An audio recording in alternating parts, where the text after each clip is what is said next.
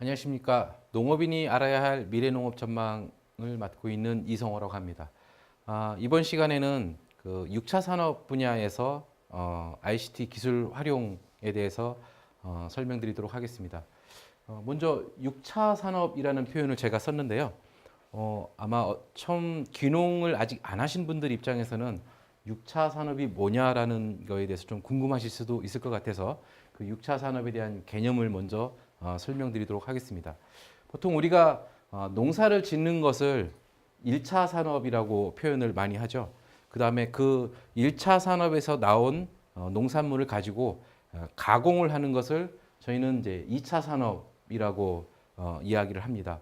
또한 그 가공된 농산물을 체험을 한다거나 아니면은 유통을 한다거나 이러한 유통 서비스와 관련된 것을 3차 산업이라고 이야기하는데요. 지금 제가 말씀드리는 6차 산업이라는 1차 산업과 2차 산업과 3차 산업을 더하거나 또는 곱했을 경우에 6이 나오기 때문에 6차 산업이라는 용어를 쓰고 있는데요. 요거는 이제 농식품 분야에서 사용하고 있는 정책적 용어라 이렇게 이해하시면 될 것 같습니다. 그러면 왜 우리가 6차 산업을 해야만 할까요? 라고 말씀을 한다면 우리나라의 농업 경쟁력이 갈수록 약해지고 있고 농업인의 소득이 생각보다 증가하지 못하고 있는 문제점들을 극복하고자 이제 농업인들은 1차 산업에서 2차, 3차 산업까지 해야지만이 농업 소득을 향상시킬 수 있고 경쟁력을 확보할 수 있는 시대가 됐기 때문에 국가에서는 우리 농업인분들한테 6차 산업에 대해서 진행할 것에 대한 강력한 권고를 하고 있는 방향이다 이렇게 보시면 될 것 같습니다.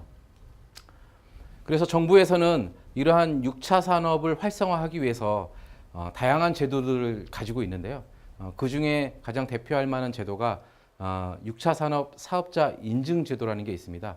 즉 1차 산업을 잘하고 2차 가공 산업도 잘하고 3차인 유통과 서비스 산업도 잘하는 농가가 있다면 그 사업자들을 잘 인증을 해서 소비자들로부터 좀 더 인정받고 판로를 더 확보할 수 있도록 다양한 지원 사업을 해주기 위해서 6차 사업자 인증 제도를 운영을 하고 있습니다.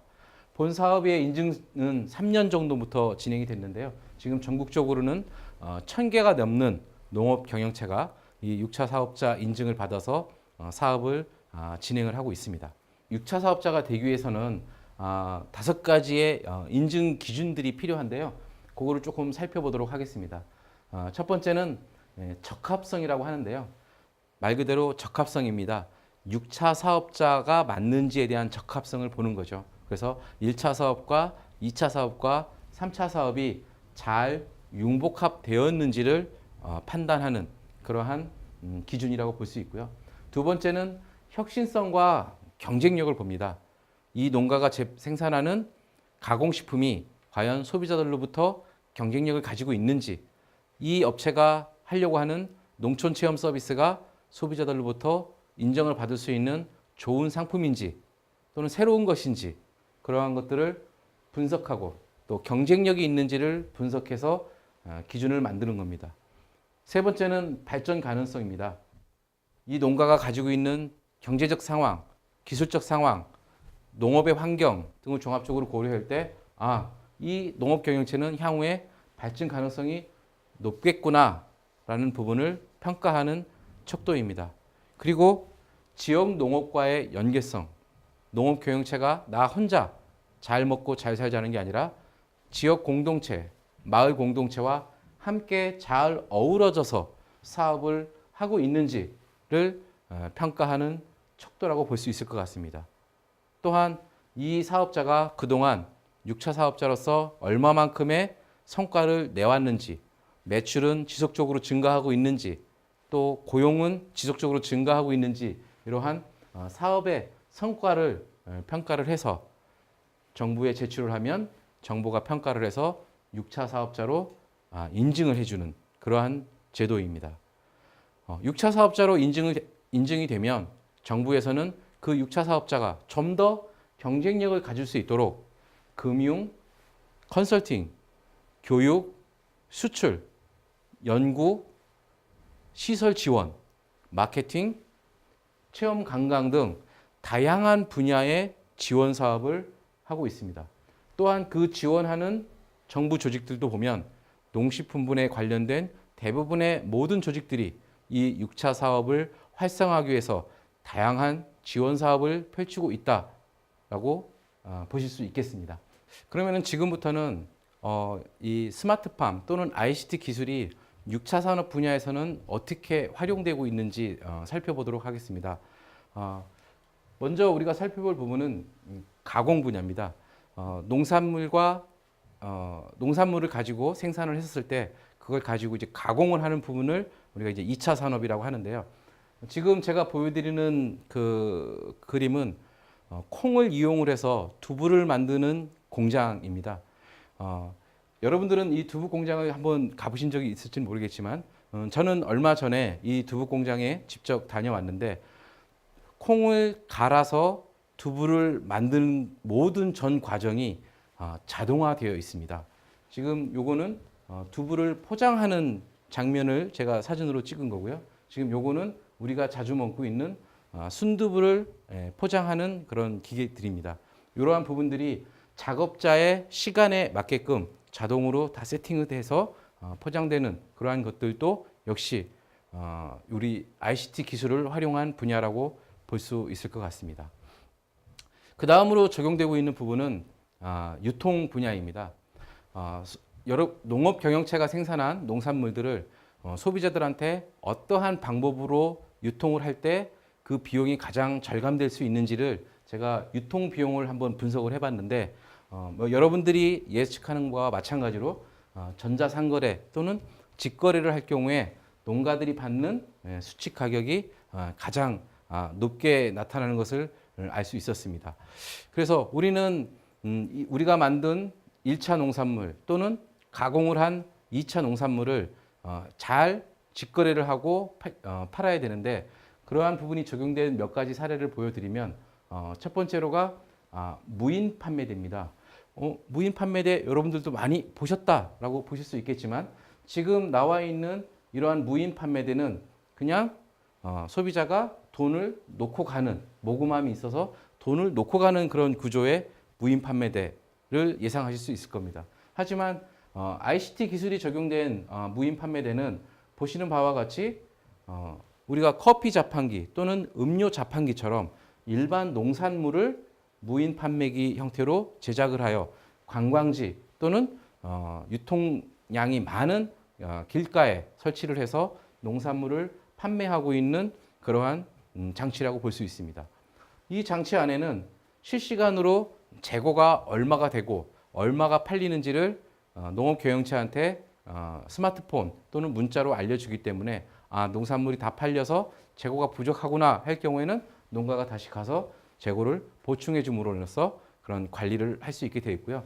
당연히 카드라든가 현금으로 결제할 수 있는 결제 시스템이 다 장착되어 있는 그러한 장치들이 지금 정부의 지원 사업 또는 농업경영체 예산을 투자해서 설치하고 있는 사례입니다. 그 다음에는 뭐 여러분들이 너무나 잘 알고 계시는 전자상거래 또한 우리 유통 분야에서 ICT 기술이 적용되어 있는 그런 사업이라고 볼 수 있을 것 같습니다. 지금 우리나라의 전자상거래는 말 그대로 폭발이라는 표현을 써도 될 만큼 급격하게 증가를 하고 있습니다. 우리 농산물도 거기에 발맞춰서 매년 15% 정도의 성장률을 기록하고 있는데요. 그 양이 2016년 기준으로 1조 7천억 원, 즉 2조 원에 가까운 돈이 전자상거래를 통해서 유통되고 있다라고 보시면 될 것 같습니다. 2조 원이라는 물량이 어느 정도나 될 것 같으냐라고 하면 지금 여러분들이 가장 잘 알고 있는 서울에 있는 가락동 농산물 도매시장, 그 가락동 농산물 도매시장의 연간 유통량이 3조 원 정도로 제가 알고 있는데요.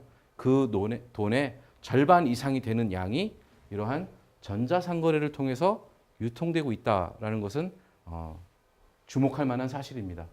또한 최근에는 모바일 기술, 즉 스마트폰 기술이 많이 발전됨에 따라 스마트폰을 이용한 전자상거래가 전체 전자상거래의 절반을 넘어갈 정도로 증가하고 있는 것도 우리가 눈여겨봐야 할 포인트인 것 같습니다. 그 다음에는 체험에 관련된 부분입니다. 보통 우리가 6차 산업을 하게 될 경우에는 유통 서비스인데 그 서비스 중에서 대표적인 수익 모델은 체험 관광, 농촌 체험을 들 수 있고요. 아마 도시에 계신 우리 귀농 예정인 분들은 여러분들의 자녀의 손목을 잡고 농촌 체험에 많이 다녀와셨을 거라고 생각을 하는데요. 혹시 비콘이라는 시스템을 사용해 보셨는지 궁금합니다. 자, 비콘이라는 시스템은 뭐냐면 예를 들어서 국립수목원이라는 이러한 관광 장소가 있습니다. 이곳에 비콘이라는 시스템을 설치해서 내가 스마트폰에 어플을 설치할 경우에 내가 가는 장소에 이 나무는 어떤 나무고 언제 심었고 어떤 특징을 가지고 있는지 설명을 해주는 관광 안내 도우미와 같은 역할을 하는 그런 장비라고 볼 수 있습니다. 전국에는 1,000개가 넘는 농촌 체험 관광 마을들이 있습니다. 농촌 일손이 부족한데 체험객들이 많이 오게 될 경우에 농업인분들이 일일이 그 체험 장소에 안내하는 것도 어려운 일일 수 있습니다. 이러한 비콘을 이용한 체험 관광이 활성화된다면 농촌 체험이 좀 더 농업인들한테는 편리해지고 또한 체험을 가는 체험객들한테는 좀 더 많고 다양한 정보를 얻을 수 있기 때문에 체험 관광 산업에 큰 도움이 될 거라고 생각을 하고 있습니다.